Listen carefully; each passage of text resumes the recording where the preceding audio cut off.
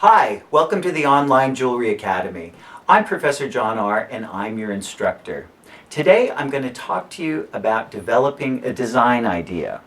Now, many of you have a lot of great ideas in your head, but you don't really know how to begin working them out. So today I'm going to show you how to use a logical process in a step-by-step manner that should help you to create some great designs. Most of you are probably designing for yourself or for family members at this point, and maybe a few more advanced students out there are probably designing for a few clients as well. Now, what I would tell you is that you need to think about who exactly is going to be wearing your jewelry, and where are they going, and how are they going to incorporate that piece of jewelry into their personal style. A way to do this is to incorporate a tool called a mood board.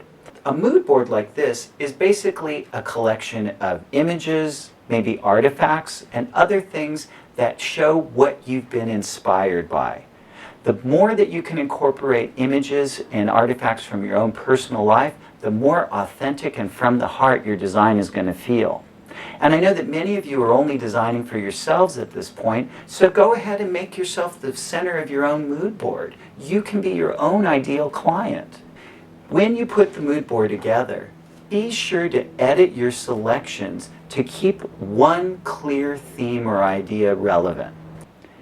As you can see in this mood board, I may not be a young woman, but I am designing for this type of client. She has a general ease and sophistication about her, a very relaxed feeling, and she's comfortable being outdoors in nature.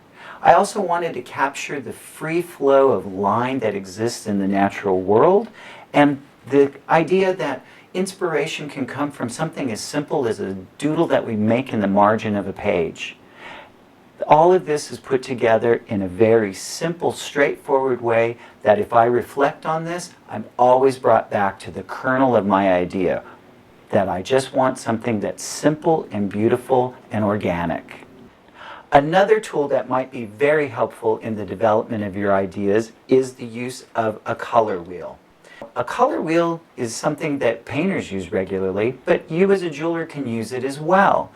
If you're using colored gemstones or you're using alternative materials such as leather or cloth in your design, having an idea of the type of palette strategy that you want may be very helpful so that you make something that fits into contemporary fashion styles and that actually works with the garments that you envision wearing this piece of jewelry with.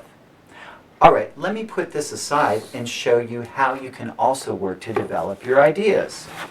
The simplest way to start to develop your ideas is to just sketch.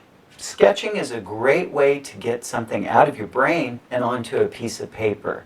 Plus, if you've got the idea sketched down, you don't have to work to remember it quite so hard.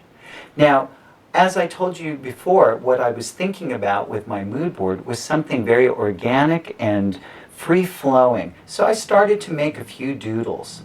Over here, I started to refine this idea and draw out a pendant. Now, I then began to experiment with some steel binding wire. And I just worked to try to recreate this simple doodle in a wire form. It's good to experiment with other materials that aren't precious before you work with things like silver and gold. It'll save you money and it will save you heartbreak if things don't work out the first try. Now, after I completed this model, I went ahead and I refined the shape a little bit and turned it into this sterling silver piece. What this did for me was enable me to modify the original draft into a final product. When you're doing this, one of the things that you may want to remember is that different gauges of wire will have a different look. So feel free to try different sizes of pens. Maybe you might want to try a thin line pen for fine wires, or maybe a thicker pen for a little bit bigger wire. And if drawing in a very large scale works for you, go ahead and use a large magic marker.